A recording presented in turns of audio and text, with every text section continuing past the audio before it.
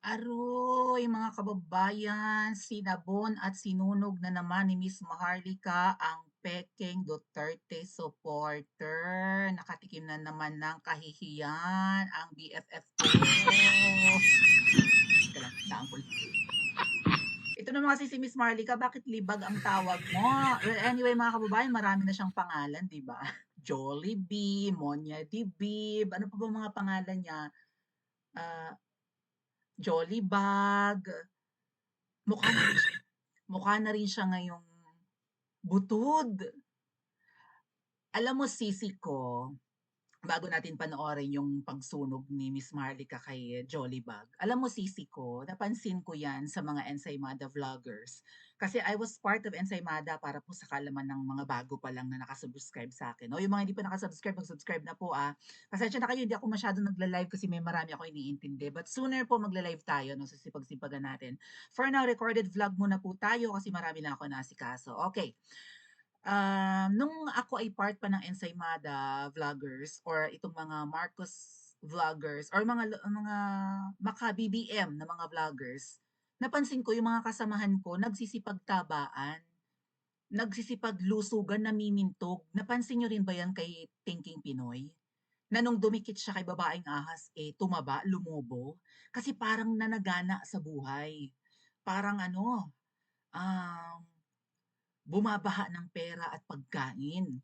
Lumusog talaga, parang alam niyo kasi pansin ko ha, sa mga tao na bago lang nakaranas ng, well ako galing din naman ako sa hirap mga kababayan, until now, up to now hindi pa rin naman po ako well off or well to do 'no. Ikaw pa rin kasi ang pera naman madaling maubos, okay? Magkakaroon ka ng pera sa pag-iipon mo, mauubos din yan sa mahal ng mga bilihin, hindi ba? Tapos ako nga po ay nagse-stay din abroad, so may mga expenses ako na mahal naman talaga. So, okay. Pero itong mga iba na mga tipong first time makaranas na humawak ng malaking pera at makakain ng masarap, ay parang hindi sila nagkaroon ng control sa pagkain. Okay, and sa finances maybe. Kumbaga parang hikahos naman sila noon, bagyang nakatikim ng masarap ngayon, kaya paspas. Walang pigil, okay, walang disiplina. At kapansin-pansin po talaga ang pamimintog ni Jollibee. Partida mga kababayan, naka-girdle na yan. Alam mo Jollibee ang problema sa'yo, tuwing may eksena, may partisipasyon ka, meron kang initiative, meron kang, para bang may say ka lagi sa pera. Katulad nitong nung nag-EDSA kami, tumanggap siya ng mga padala ng OFWs para sa EDSA, hindi niya binigay sa amin. Nag-decide siya, 'di ba, na ibili or gastusin yung mga na-receive niya, na bumili siya ng mga stickers at kung anik-anik pa. Ngayon naman si Miss Maharlika, binulgar niya na 2 beses niya 'to napadalhan ng 10,000. Ang unang 10,000 na pinadala ay para sa hakbang ng Maisog, I think in Bustos daw na hindi naman natuloy, Bulacan. And then, gagastusin na nga lang daw yun daw yun sa Senate kasi may isa tayong kakilala na kinontempt or kinulong ng Senado. 'Di ba? So nagpadala si Mother Dragon ng 10,000 pesos and then yung ipinambili niya mga kababayan, mga mosquito patch. 'Pag nagra-rally pala kailangan talaga ng mosquito patch. Apakasosyal talaga ng aking beshi wap. Ano pa yung mga binili, drinks daw. Anong drinks? Paki-specify naman, baka mamaya tubig lang binili mo, kamura-mura ng tubig. Nakakabili naman ng 12 pesos na mineral water or bottled water. And then ano pa, bumili daw siya ng mga candles. Pako. Napakasosyalera ng beshi ko 'no. Nga pala kanina nag-live siya 'no, na sabi niya hindi milyon-milyon daw ang kinita namin sa EDSA. Gigil na gigil talaga siya sa EDSA. Hindi wala na bang iba, EDSA na lang. Oh, isang beses lang kasi kami nag-event mga kababayan and salamat sa mga tumulong dun ano. Successful naman tayo, hindi although may mga nagutom dun, 'di ba, may mga nalipasan ng pagkain, but we made sure na nakakakain ng 3 times a day rin po. Yung isipin niyo magastos yun ha. Oh, so, salamat sa mga tumulong at hindi nanunumbat, 'di ba? So, 'yun lang yung event namin. After that, wala na. Itong si Jollibag or si Libag na tawagin ni Miss Maharlika, tuwing may ganap, meron siyang partisipasyon at sa usapin ng pera. So, pinadalhan siya si Mother Dragon ng 10K and then there's another 10,000 na pinadala sa kanya. At yung second na 10,000 na pinadala kay Jollibag ay para pala sa akin at para kay Pebbles. Yung kwento po niyan ay ano yan, allowance yan para sa Hong Kong nung nag-Hong Kong kami nung July last year. Mantakin mo, isang taon na ang nakakalipas. Pero nalaman ko lang na si Miss Maharlika pala ay tumulong lalo na dun sa biyahe namin sa Hong Kong last year, December na. Kasi nga yan si Miss Marlica, hindi yan para i-announce ang kanyang mga itinutulong. Ano naman siya, galante siya. Okay? Maliit man or malaking amount, hindi siya madamot. Subok ko yan, mga ate at kuya. Okay? So, nagpadala pala yan, nalaman ko talaga December na nung inaway ako ni Jollibee. Wala akong yan si Jollibag. Wala akong kaalam-alam na si Miss Maharlika ay nagpadala ng pang-pocket money namin ni Pebbles. At hindi kasi yan sa akin nakarating. Pebbles, magsalita ka na. Kasi ang sabi ni Jollibag sa live niya kahapon, ipinadala na raw niya ang 10,000 pesos sa'yo. Ngayon kung binigay sa'yo, Pebbles, ba't hindi mo binigay sa akin ng kalahati? Magsalita ka na, baka mamaya sa iba niya pinadala yun, baka hindi naman sa'yo. Baka pareho tayong hindi nakatikim. Kasi mga kababayan ng kwento dyan, nung nag-Hong Kong kami, si Pebbles wala siyang dalang cash. Sabay kami sumakay ng eroplano dyan sa NAIA, pero wala siyang bit-bit na cash. Ako may dala. Kita ni Pebbles ang laman ng wallet ko, not to brag. Okay? Kasi napaghandaan ko yung Hong Kong. Okay? Nilalait kasi ni Joey na wala raw akong pera. Poor daw ako, mahirap, patay gutom, hampas lupa, kung ano na. Kasi nung nagpunta kami ng Davao a month after, nilibre ako nung kaibigan niya na madam-madam, kung hindi man niya manager. Hindi nga raw niya manager yon, sabi nung madam. Okay, lately yun kinokontak ako nun para liwanagin na hindi siya, inaway na rin yata kaya hindi na sila okay. Away ining. Anyway, yun nga, yung Davao kasi mga kababayan, August yun. So, a month after namin mag-Hong Kong, last year yon ha. So, ubos ang pera ko nung nag-Hong Kong kami, pinapaliwanag ko na po ulit-ulit na. Kasi sila, 2 nights lang sa Hong Kong, ako, 8 days. Okay, lagpas 1 linggo akong nasa Hong Kong. And naubusan ako, syempre. So, July, naubos yung pera ko, nagkayayaan nung August puntang Davao kasi Kadayawan Festival. Sabi ko ayokong sumama kasi wala akong pera. Naubusan na nga kasi ako. Ang sabi nung Jolly Bag, sumama ka na para masaya. Mag-ano, nakahanap na ng sponsor yung madam. Okay? So sumama ako. So doon ang gagaling yung kasi mga kababayan, ayoko naman ng sunod-sunod yung gala ko nga kasi naubusan ako eh. Alam nga namang ipanghingi ko yan, kaya lang nag-volunteer sila. Kaya ang nasa isip nila, wala talaga akong kapera-pera. Pero kung tatanungin niyo si Pebbles nung kami ay nag-Hong Kong, kita ni Pebbles ang laman ng wallet ko, ultimo ng pambili ng tubig sa airport, sa akin humingi si Pebbles. Pagdating namin in Hong Kong, ako yung sumagot ng lunch time namin bago kami bumalik ng Pilipinas. Bago ko sila hinatid, nauna kasi sila eh. Bago ko sila hinatid ng Pilipinas, ako yung nagbayad sa isang restaurant na kinainan namin ni Pebbles at ng mga kasama namin kasi nga walang dalang cash si Pebbles. Ang gamit niya GCash lang or online wallet. Ako kasi sanay akong mag-travel mga kababayan. Pagdating ko sa isang bansa, ang ina-advise ko to sa marami kung may balak kayo mag-travel. Kung wala kayong mabibitbit na pera or currency ng bansang yan, say Japanese yen from the Philippines, pagbaba nyo ng airport ng Japan, mag-withdraw na kayo ng yen. So, pagbaba namin ng Hong Kong noon, nag-withdraw na ako ng Hong Kong dollars sa ATM, sa airport. Lagi kong ginagawa yan. Kasi hindi lahat, pwede mong like magme-metro ka or magte-train ka, magbabas, magta-taxi, lalo na ang gusto nila, hindi lahat kasi tumatanggap ng bayad na online payment and even ATM. Talagang gusto rin nila cash. Maraming ganyan sa Hong Kong, gusto cash ang payment. Marami yan kaysa sa ibang bansa. So, dapat ready ka, no? So, ako, malimit naman akong bumiyahe.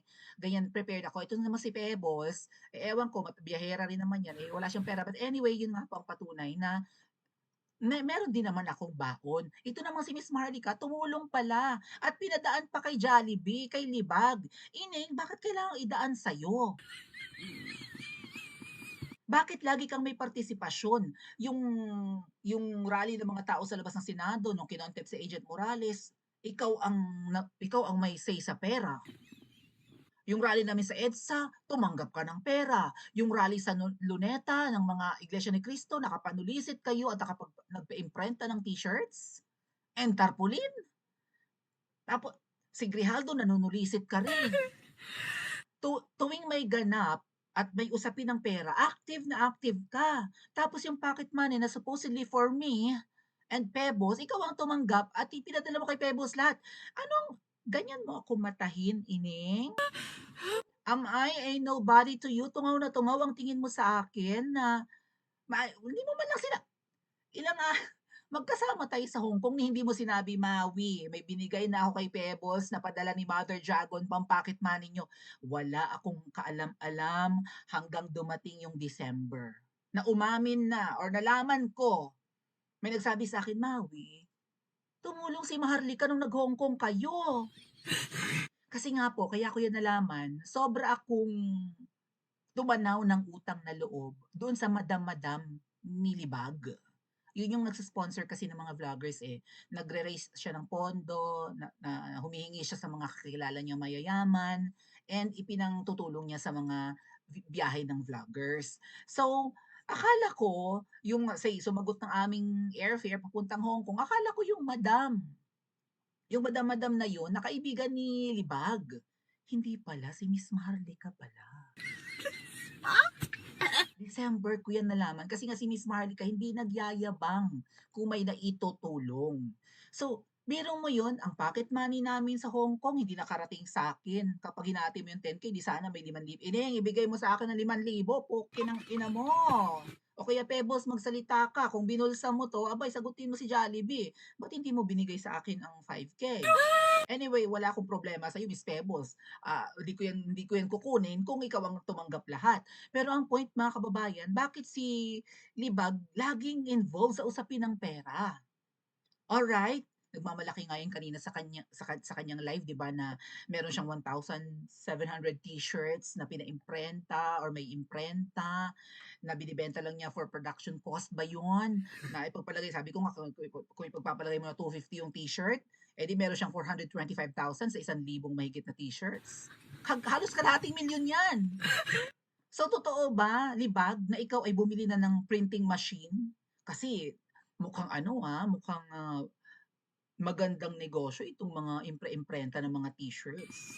So mga salamat PRRD t-shirts, 'di ba, Duterte t-shirts, pati kay Wangod na mukha ini-imprenta na rin. Balita ko ining ang jowa mo designer, graphic designer ba 'yan?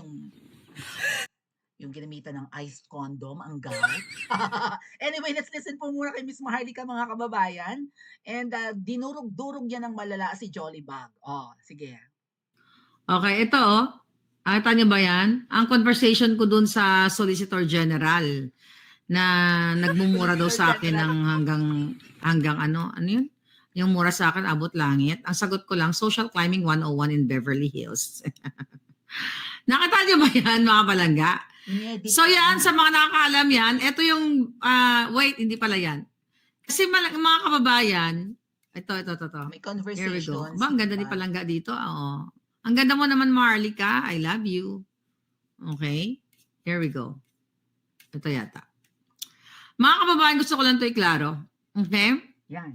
So yung libagin na na grupo ng Alpotera team, May 12, 2024, ayan, sabi niya, Mother, would you like me to give the funds you sent me para makapunta tomorrow sa Senate? Ito yung sa PIDEA Leaks kay Agent Morales. Actually, hindi ko nakalimutan ko na nga na, kasi ang conversation hanggang dyan lang na, nagbigay ako ng 10K.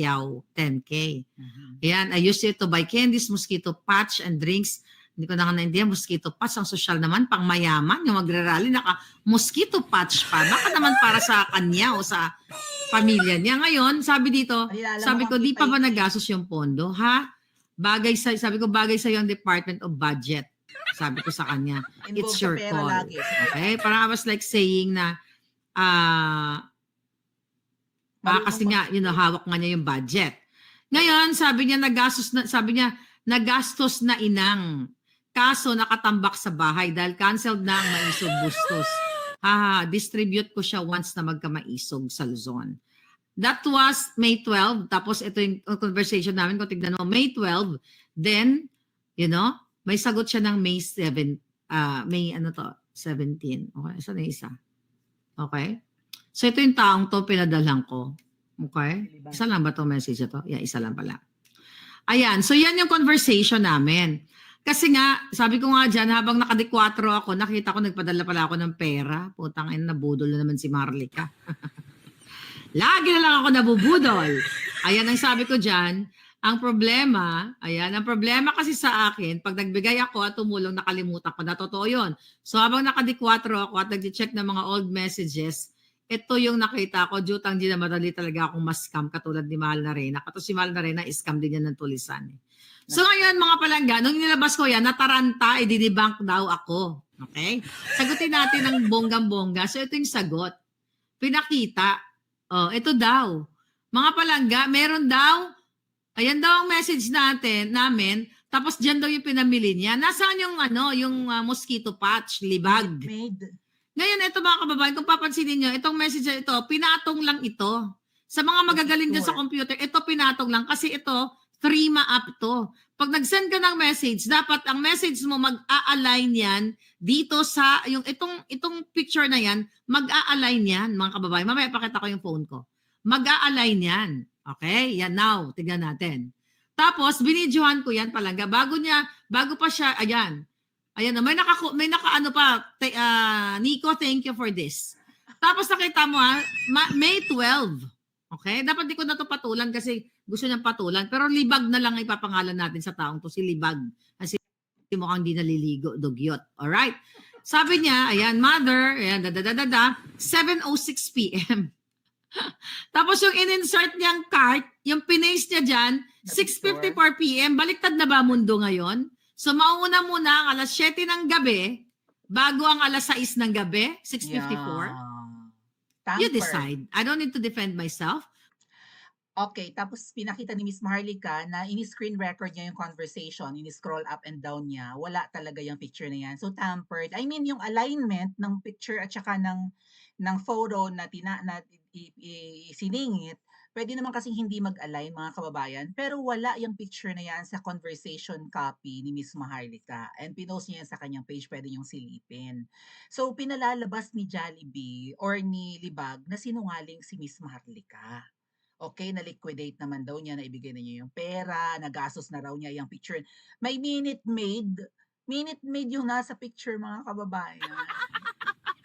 Anyway, mosquito patch daw yung binili niya at kung anik-anik pa.